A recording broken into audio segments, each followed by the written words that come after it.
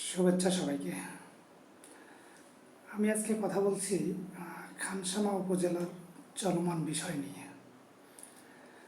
আমাদের উপজেলায় বর্তমানে যেটা চলছে সেটা হচ্ছে কোন প্রতিষ্ঠান প্রধান কিভাবে দুর্নীতি করছে। এর আগে চলছিল পদত্যাগ করানো। তো পদত্যাগ করানোর পরে একটা প্রতিষ্ঠান সম্ভবত টঙ্গুয়া ফাজিল মাদ্রাসা, সেখানে দেখলাম পদত্যাগ করার পর প্রিন্সিপাল সাহেব পুনরায় এসে দায়িত্ব গ্রহণ করছেন। তো এই পদত্যাগ হিরিকের পর এখন শুরু হয়ে গেছে কোন প্রতিষ্ঠান প্রধান কি দুর্নীতির সাথে জড়িত। বেশ কিছু গ্রুপ আমাদের খানসামা উপজেলার গ্রুপগুলোতে এবং বিভিন্ন আইডি থেকে পোস্ট হচ্ছে খানসামার শিক্ষা অফিসার নাকি টাকা ছাড়া ফাইল সিগনেচার করে না, গোলাম রহমান শাহ মাদ্রাসার প্রিন্সিপাল দুর্নীতির সাথে জড়িত, শাহপাড়া উচ্চ বিদ্যালয়, তারপর তেবাড়িয়া মাদ্রাসা, আরও বেশ কিছু প্রতিষ্ঠান যেমন টঙ্গুয়া আদর্শ উচ্চ বিদ্যালয়, মাদারডাঙ্গা বলে ওই এলাকাটাকে, বা ডাঙ্গাপাড়াও বলে। তো এই যে আরও বিভিন্ন প্রতিষ্ঠান প্রধান নিয়ে দুর্নীতির ফেসবুকে পোস্ট দেওয়া হচ্ছে, সাথে পাখিরহাট সরকারি কলেজের কেরানি অথবা পিয়ন, আমি পজিশন ঠিক জানি না, তো এই যে এই ব্যক্তিগুলোকে নিয়ে চর্চা হচ্ছে বেশ কিছুদিন ধরেই।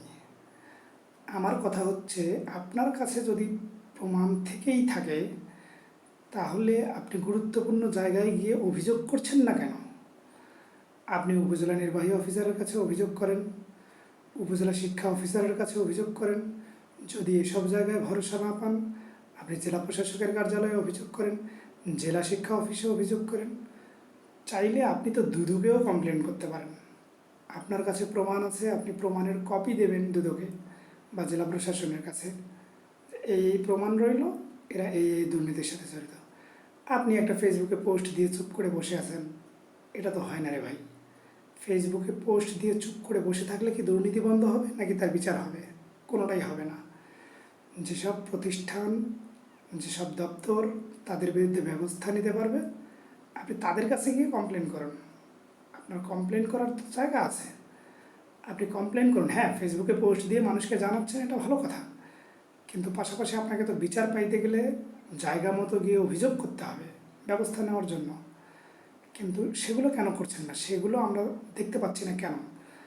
বেশ কিছুদিন ধরেই যেহেতু বিষয়গুলো নিয়ে চর্চা হচ্ছে, সংশ্লিষ্টদের কাছে আমি অনুরোধ করব, আপনারা ফেসবুকে পোস্ট করার পাশাপাশি সংশ্লিষ্ট দপ্তর, বিভাগ, অফিসগুলোতে গিয়ে অভিযোগ করুন।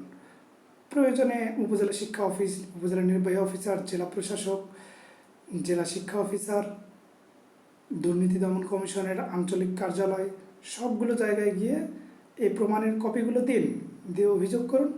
তারপর দেখেন তারা ব্যবস্থা নিচ্ছে কি না। শুধু শুধু মানুষের মধ্যে বিভাজন সৃষ্টি করার জন্য এইসব পোস্ট করার দরকার নেই। আপনারা পোস্ট করে মানুষকে জানানোর পাশাপাশি যদি সংশ্লিষ্ট দপ্তরগুলোতে অভিযোগগুলো দায়ের করেন, দায়ের করার বিষয়েও ফেসবুকে নোটিশ করেন যে আমি এই অভিযোগটা দায়ের করেছি অমুকের বিরুদ্ধে, এই জায়গায় অভিযোগ করেছি, অমুক বিষয়ে অভিযোগ করেছি, সেগুলোও জানান। তাহলে আমরা জানব এবং বুঝবো যে আপনারা ব্যবস্থা নেওয়ার ক্ষেত্রেও অগ্রণী ভূমিকা রাখছেন। শুধু ফেসবুকে পোস্ট দিয়ে চুপ করে থাকাটা ভালো লক্ষণ নয়। আশা করি আপনারা অভিযোগ দায়ের করার ব্যাপারে সক্রিয় হবেন। ধন্যবাদ সবাইকে।